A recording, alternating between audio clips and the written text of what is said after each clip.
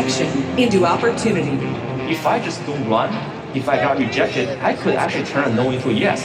This best-selling author of Rejection Proof, popular TED Talk speaker, and creator of rejection therapy, sought rejection for 100 days. Fear of rejection, that's one of the biggest problems you will face in your career. From asking a stranger to borrow $100 to requesting a burger refill at a restaurant, he's a master of facing rejection head-on. Transforming rejection into your greatest ally, Jia Jiang.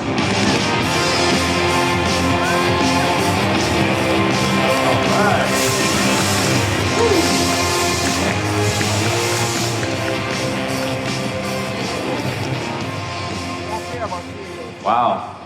Hello, USANA. You know, this is my second time speaking at USANA. I know this is like a family, so every time I come here, I feel welcomed. This is also the second time I speak in Malaysia. I love Malaysia. So, who's from Malaysia here? Anyone? All right. I love it here. Also, how many of you speak Chinese? 有会讲中文的吗 ？All right. 很高兴，我也会讲中文。待会儿结束之后，跟我照相的时候，如果大家愿意跟我讲中文，我会很开心。So, I know this is USANA. Everyone loves it here. But you know what people don't love? Rejection. Well, I hope by the end of this talk, you will start loving rejection. That's my goal.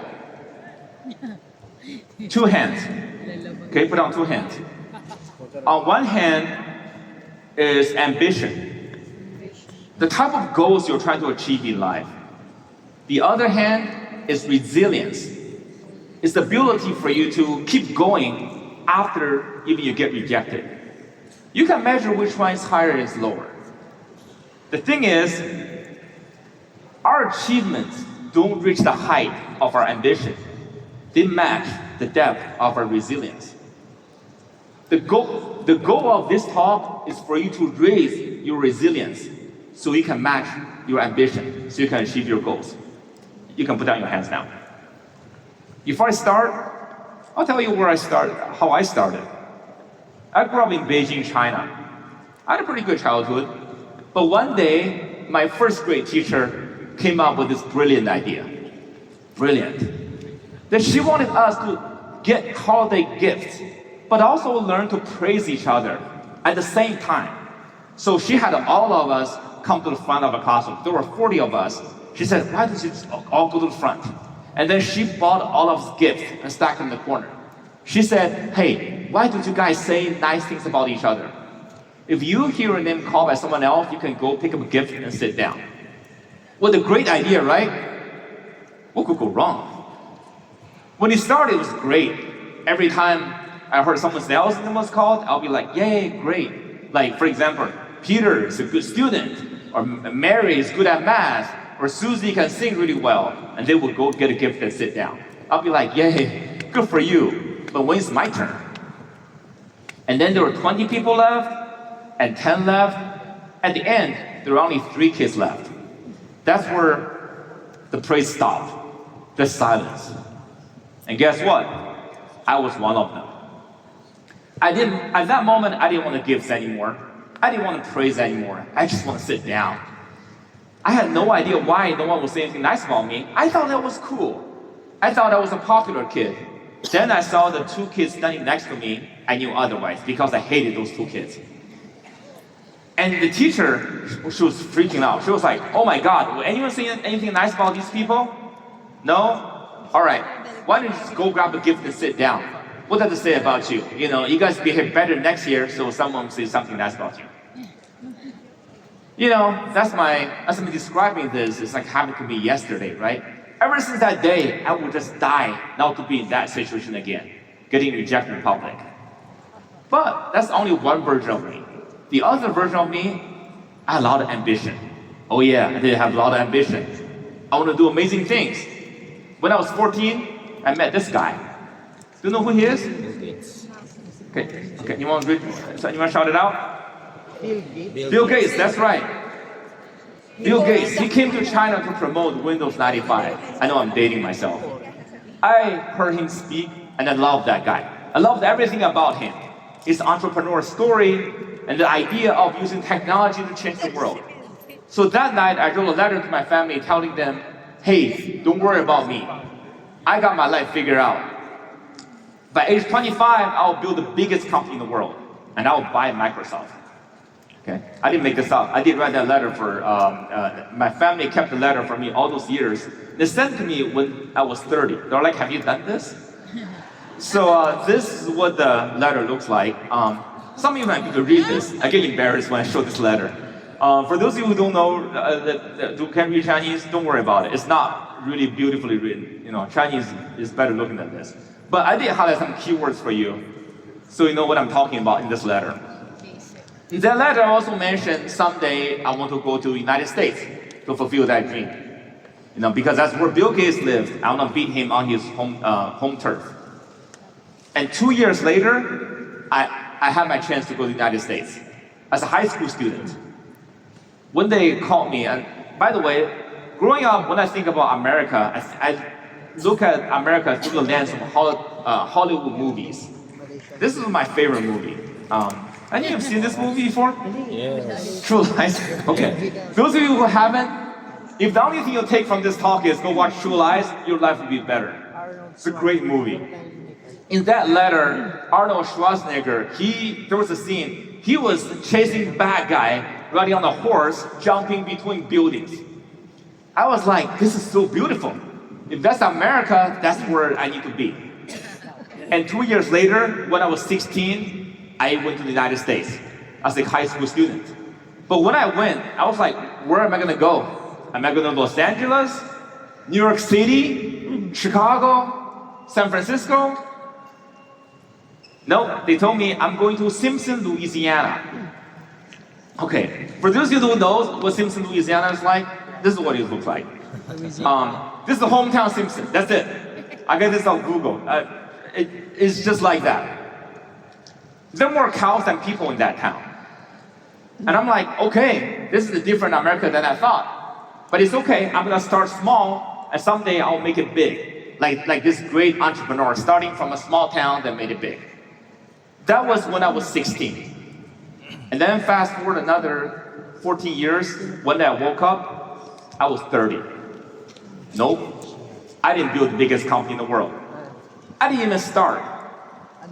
I mean, I did okay for myself. I went to school, I found a job, I made money, bought a dog, bought a house, bought a car. Kind of fulfilled everything in this picture, the American dream. No, that's not my house, by the way. So it's a nice house, but it's a great dream. It's a dream that a lot of people want to have, but it's not my dream. Where was the kid who wrote that letter? He wanted to change the world. And when I was 30, then I heard the news from my wife that we're gonna have a baby. Yay! I mean, don't get me wrong, I love babies. You know, I would recommend babies to all of you when the timing is right. But the thing is, when you become a father, this chance of you becoming this world-changing entrepreneur goes way down. Your responsibility changed, your priorities changed. So I told my wife Tracy, and I was like, hey, maybe I'm old. Maybe I shouldn't try this anymore. Maybe I will be a good provider. I'll do well at my job, so someday my kids will become entrepreneurs.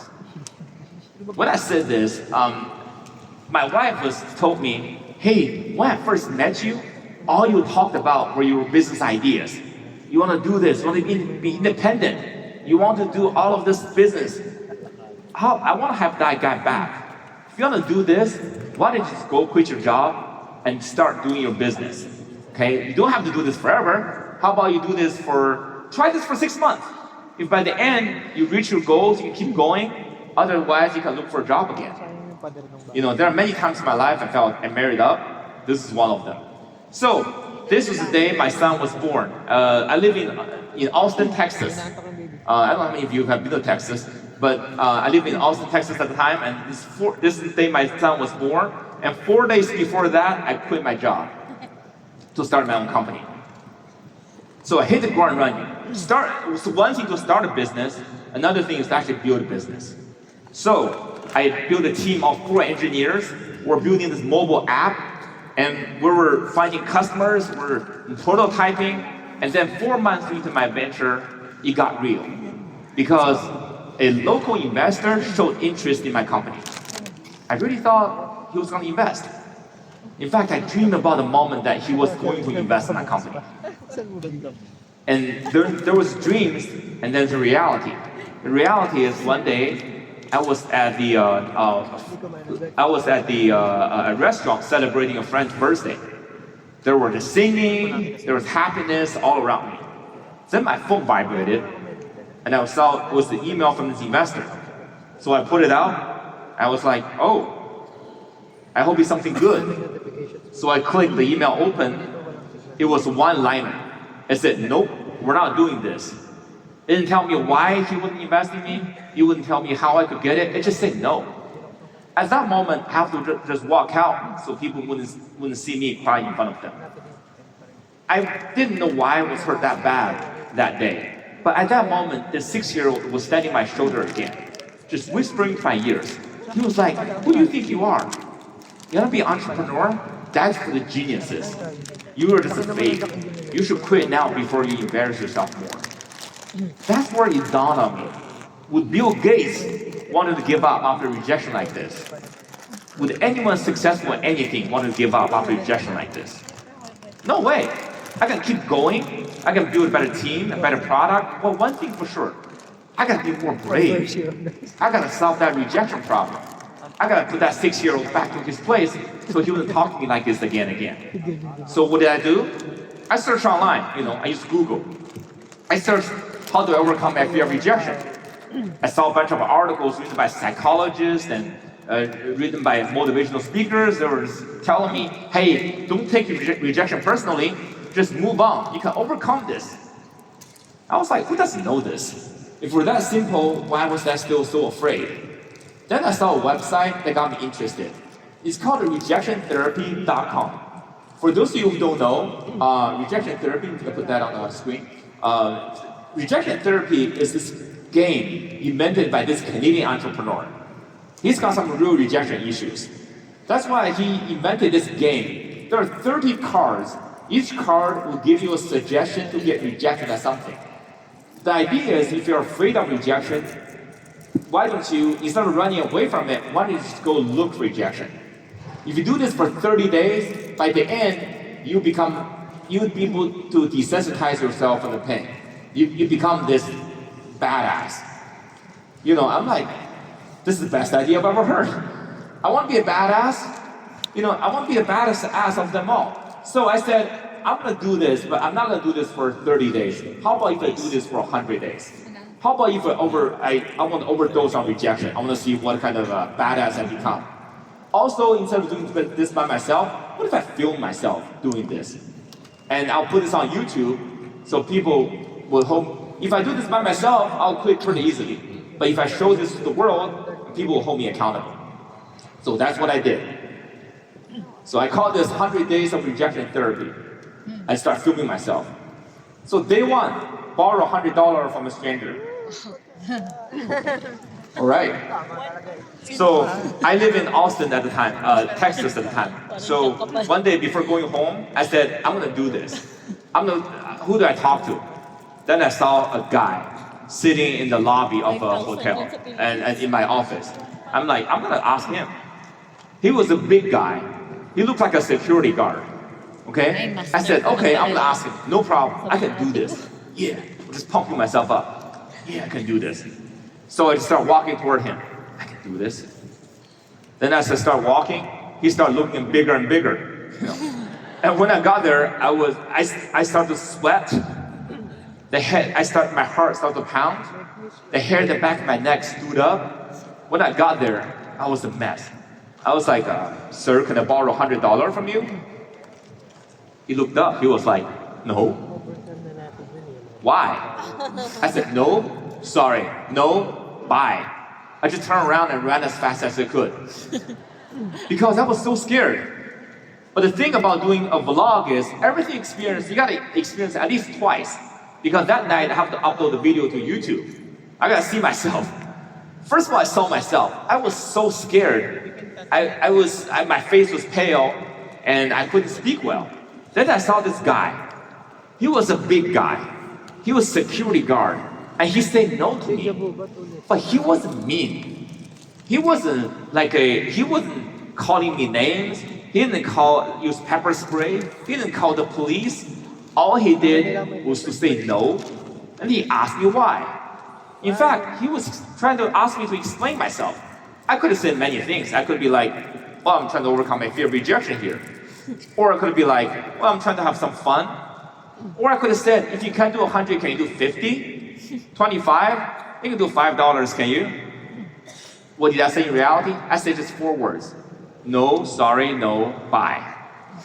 I'm like, wow, this is like the microcosm of my life. Every time I got the slightest rejection, I would just run as fast as I could because I was scared. So I said, tomorrow, no matter what happens, I'm not running. I'm gonna negotiate after rejection. So day 2, get a burger refill. Let's stick to lunchtime. So one day I got a juicy cheeseburger for lunch, and afterward I went and talked to the person, the front desk person that said, "Can I get a burger refill?" He was confused. He was like, "What do you mean a burger refill?" I was like, "Just like a free drink refill, but with a burger instead." He was like, "Sorry, we can't do a burger refill, man." That's where the rejection happened. But this time, I didn't run. I negotiated. I was like, "Hey, I love your burger. It's so good. You give me a burger refill, I'll come back here every day for next week. I'll tell everyone about it." It's word of mouth marketing. It's not bad for a free burger. He was like, "It's a good idea, but sorry, I can't do it for you. I can't give out free food or get in trouble with my manager." So I said, "Okay, no worry." That's where I left. And guess what? I wasn't scared anymore. I mean, still very awkward, but I found out that rejection doesn't automatically make us feel bad, but running away from it does. Oh, thank you. So only 2 days into this venture, I learned this truth. Don't run away from rejection. Just stay and negotiate. Then as I kept doing this, so I started doing more things. One day, day 7, I tried to use the store speaker, trying to talk to customers. I got a no. And day 37, I tried to get a haircut at the pet store. I got a no. But then as I kept doing this, it got more and more weird. People started to say yes to me, one after another. For example, one day, I had this football in my hand. I went and knocked on a stranger's door. The guy opened the door. I said, "Sir, can I play soccer in your backyard?" And he was like, "Soccer in my backyard?" And he looked at me. He saw I got a soccer ball, I got a shin guards and cleats, and all decked out. And he was like, "I guess so. Come on in." And I was like, "Now what? How do I play soccer with myself, football with myself in the backyard?" So I just went in, I did a little bit dribbling. I asked him to take a picture of me. But before leaving, I asked him, "How can you say yes to me?" He was like, "This is so off the wall, how can I say no?" I'm like, "Okay." So I played football in someone's backyard. Then there's another day, I was driving, I saw a police car, and I waved at the police, and he waved back at me. No, I'm like, "Can you stop?"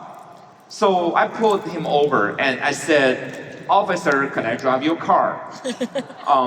By the way, I don't want to get in trouble. I'm not going to drive it away. I just want to listen to your radio. I want to give it a spin. And he was like, "I've never heard this before." "Sure, why not?" So I drove a police car that day. There's another day I got a bunch of yeses in a row. I got frustrated. I'm like, this is rejection therapy, not acceptance therapy. What's one thing that no one's going to say yes to me? How about if you try to fly a plane? By the way, I have no idea how to fly a plane. I just don't get rejected that day. So I went to an airfield in Austin. I saw a guy that looked like a pilot. I said, "Sir, do you have a plane?" He's like, "Yes, I do."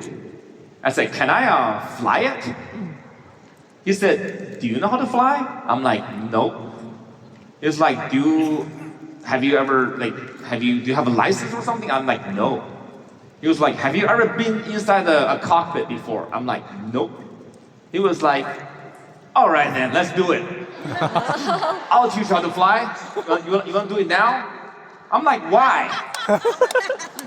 What's going on?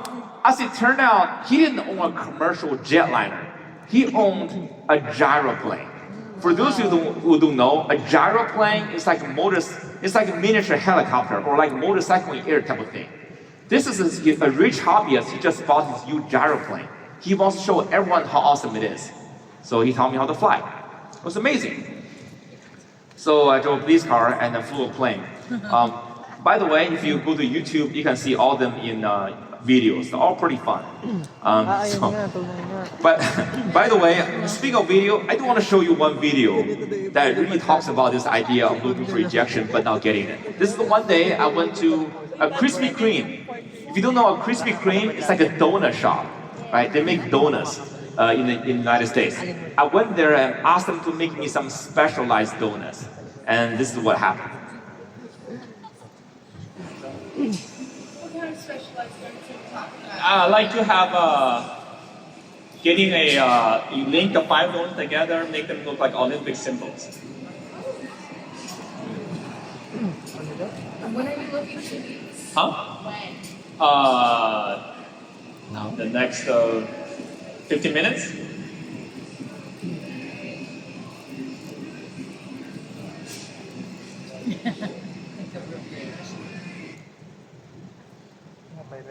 And the video just stopped. That sounds like a rejection. So I like to have let's do it again. Okay. You link the 5 donuts together, make them look like Olympic symbols. And when are you looking to these? Huh? When? The next 15 minutes?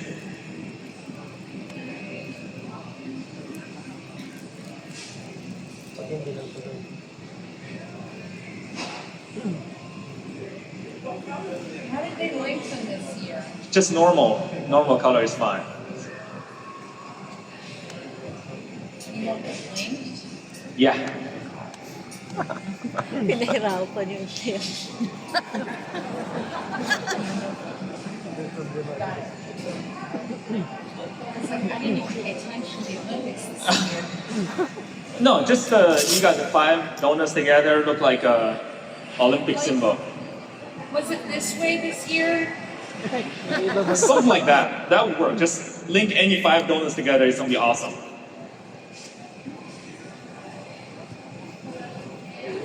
It's gonna take me longer How long? because I've got to catch them on the other side. And they've got to get through the proofer and then drop in the fryer.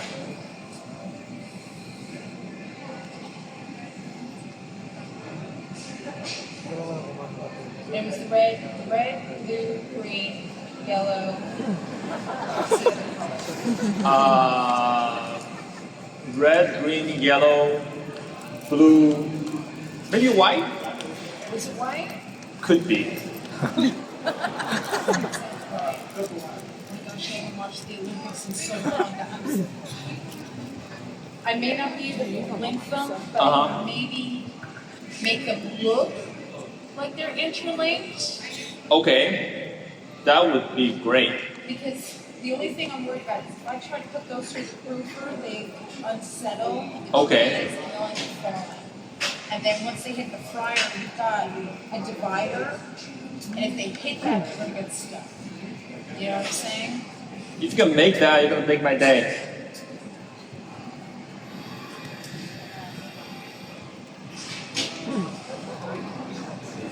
Is it red, yellow, green, blue, white, right? Yep.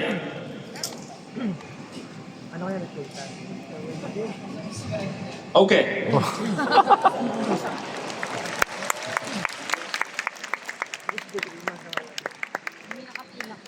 15 minutes? 15 minutes done.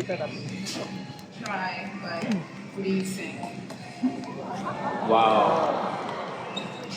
That is really good. That's really good. Yeah. I mean, that's the best you can do with what we've got. No, it's good. It's good. It's more than I thought it would be done. So great. All right. So Jackie. Yes. All right. I'm a fan. Thank you. You're way too kind. No, you're really good. All right. So did I pay there? Don't you worry about that one's on me. Are you serious? Wow. You serious? Very. Extremely. Wow. Extremely. That's my plan. All right, Jackie. I'll take it. But you make me really happy. W bayad. All right. Thank you. All right. See you. Give me a hug. Okay. All right. Thank you. See you. Sana all. Ayan na. Hala, hindi na pinakita. So these were the donuts. When I was walking out the donuts shopping line, I just had tears in my eyes because I couldn't believe how nice she was. The kind of customer service or human kindness that you saw in this video. And also, I kept asking myself this question: how many yeses have we missed in my life because I assumed a no? So, Ang ganda naman nun. and I couldn't believe this, and the world couldn't believe this either. After I put this video on YouTube, it went completely viral. It's got millions of views. It was in the United States, Canada, it was in India, it was in United Kingdom. It just went everywhere, and millions of views. And because of this video, people start sending me emails from all over the world. They're like, "Jia, what are you doing? Looking for rejection? That is so awesome, so inspiring." I was like, "I'm just looking for rejection." So I thought I was the only person afraid of rejection. As it turned out, everyone's afraid of rejection. And they're looking at my video. It's like some sort of therapeutic treatment. And then they start sharing stories with me. There are artists who saw this video. She started sharing her art, and then he got picked up by media. She was later on invited by the United States government to give a show in Washington, D.C. It changed her life. There are people who found new jobs. There are people who actually got promoted at work. There are people who started new businesses and podcasts. And I want to share this story with you. There's a person named Mark. He's in the same line of business as you. He's in sales. One day, Mark met me. He told me at the time he saw this video, he was going through a very nasty divorce. In fact, he was very depressed. He didn't have a will to live anymore. Then he saw this video. He was like, okay, not only I need to have a will to live, I need to know how to get myself back together. So every day, he started his own challenge. He wanted to get a little bit uncomfortable every day. So first day, he was taking a cold shower, just cold shower. It got me out of his bed. The second day, he went out on a run. Then I said he kept doing this and doing this. He started to change. He started to gain more confidence. One day, he was at a coffee shop. He saw this beautiful woman. He was like, I want to ask her out. But I just went through a divorce. It was, who am I? But you know what? He's doing rejection therapy. He needs to be uncomfortable. He needs to have the courage. He's not be afraid of rejection. So he went and asked the girl out. That was a few years ago. Mark told me, not only he got out of depression, he became one of the best performers at his company. And also, that girl he met that day became the love of his life. So, he invited me to his wedding. This is me taking his wedding, and it's me taking a picture with him. And a few years later, they have a beautiful daughter together. So, it is all these type of stories, personal stories, but also business stories. After I knew I was invited by USANA to give a talk. I talked to some of the best performers at USANA and talked to them about how they see rejection. And here's what they said. I met Lucas and Jane. They're awesome couple here in Malaysia. Here's what they said. If you don't want to give up after rejection, be surrounded by others who don't give up after rejection. Environment is everything. You have a great team here. If you are afraid, surround yourself with people who aren't afraid. And also, I talked to Changjia and Hakbong. They're a great couple in Korea. They said, before quitting after rejection, ask yourself, have I given 100%? The answer is always no. Only quit after you have given everything. The next time if you feel you want to quit, ask yourself this question. Have you given everything? There's a lot of implications in personal lives and in business. So I spent the rest of 100 days of rejection to learn everything possible. By the way, if you want to, we have found a lot of tools where you can learn how to turn no into yes, how do you get more yeses, and how do you actually say no to others without offending them. There are ways you can do it. You can make the other person a fan of you. There are a lot of different tools. If you want to get a tool, feel free to scan the QR code and type in your email. I'll send you a PDF of those tools I've found over the years. Now, I want to end this on one more story. Sometimes when you gain this power of rejection, you can change your life. It changed mine. Why am I here as a speaker? Over the years, I've gone to hundreds of events to speak to people about rejection. But you know what? I wasn't a speaker to begin with. I was so afraid of rejection. I was so afraid to be rejected in public. Every time they put me in front of a group of people, bad things happen. Remember the 6-year-old? I was so scared. But I was invited to give a talk at this place. It's called TEDx Austin. It's a big event just like this in Austin, Texas, where some of the best speakers would come and give a talk. I was invited, and I didn't know what to do. I was scared. So I did the only thing to train myself to become more courageous, to gain the resilience. I did the only thing I learned from rejection therapy. I said, how about if I go to the street to speak to strangers, try to gain courage. So that's one day, my wife Tracy and I, we went to this is the Austin, Texas. We went there, we had these signs on the park that said, public storytelling at 7:30, stay if interested. So I sat there to see who'd be interested in stopping by to hear my talk. No one did. People just kept walking. 7:30 came and went, not one person stopped. I took out eraser and checked the time from 7:30 to 7:50, give myself a little more time, no one came. So I said, okay, Tracy asked me, what do you want to do? I thought about going home, but I said, actually, there's no way after I learned rejection therapy, I would go home without someone actually saying no to me.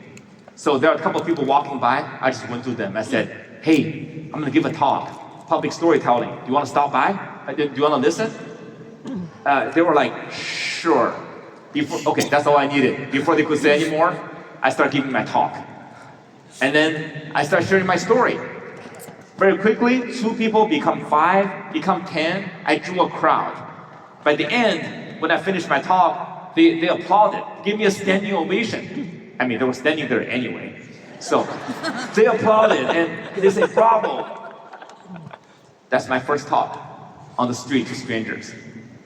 And 10 days later, TEDx Austin, 1,000 people came.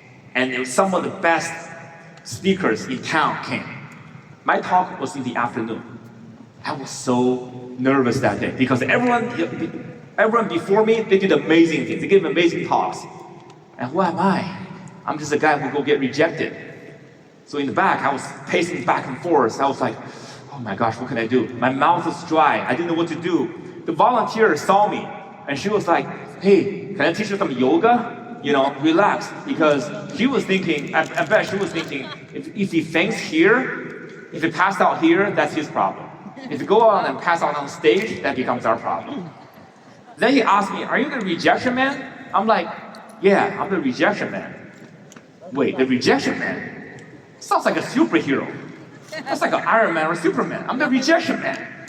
You know what? Maybe I'm not as polished or accomplished as all these other speakers were. But I bet none of them go out on the street of Austin to get to speak in public. I bet none of them go get rejected on purpose. I'm the freaking rejection man.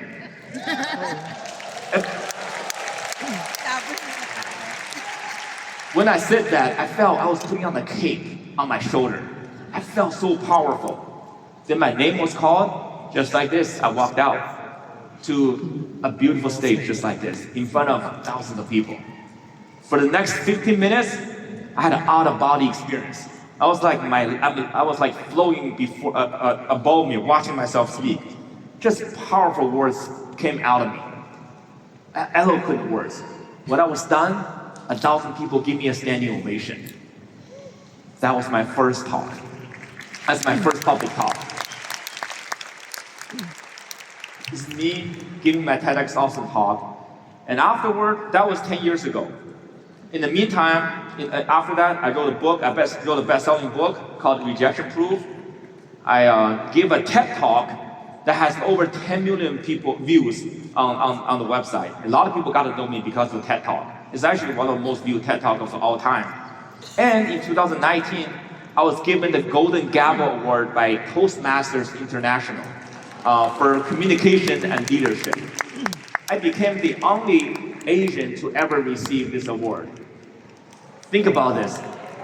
This immigrant who couldn't speak English, who went to America, later on was given this talk, who given this award for communication, for giving speeches. People ask me, Jia, what's your highlight? When was your most proud moment? Was that the book, or the talk, or the word? I said, no, it was none of that. It was when I was finishing my first talk at TEDx Austin. I went home, right? Just after all the applause, and I saw my wife was waiting for me. Wife Tracy was waiting for me. She was in the car with me, and she told me, "You did good. I'm so proud of you." You know, that's all that 6-year-old ever wanted. And this time, he didn't have to be smart.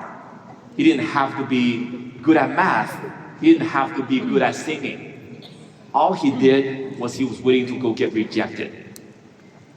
I don't know what your dream is, what your ambition in life is. And just so you know, if you gain the power of resilience, you can do whatever you want. Just go get rejected. Thank you very much, guys. Thank you. Thank you for hearing my prayer. Thank you. Thank you. Thank you. Thank you. Thank you.